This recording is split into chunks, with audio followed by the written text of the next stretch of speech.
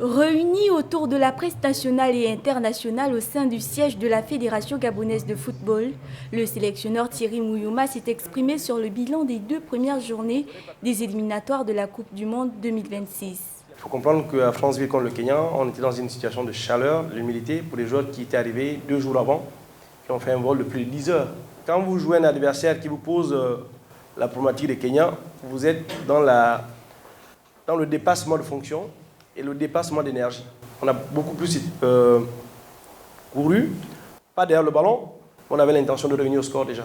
Et on a dû faire une grande débauche d'énergie. Au cours de ces échanges, plusieurs cas ont été abordés, notamment celui de Didier Ibrahim Donk, Aaron Boupenza et Pierre-Emerick Aubameyang. Aucun de ces garçons n'est banni de l'équipe nationale. L'international gabonais a des droits comme il a des devoirs. Et le premier devoir d'un international, c'est venir se rendre au lieu de regroupement et faire constater sa maladie ou sa blessure. Ce qui n'a pas été le cas de Pierre-Emerick. L'équipe nationale étant au-dessus des hommes que nous sommes, ça rentre un peu dans le cadre disciplinaire.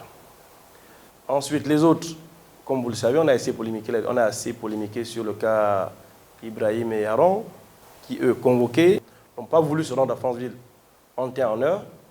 Il était de mon ressort de prendre une décision en étroite collaboration avec mon staff. Donc, il était dans l'intérêt du groupe de dire que ces garçons ne venaient pas pour ce regroupement.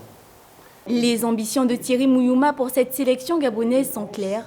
Qualifier le Gabon pour la Coupe du Monde 2026, mais aussi la CAN Maroc 2025, après l'élimination enregistrée cette année 2023.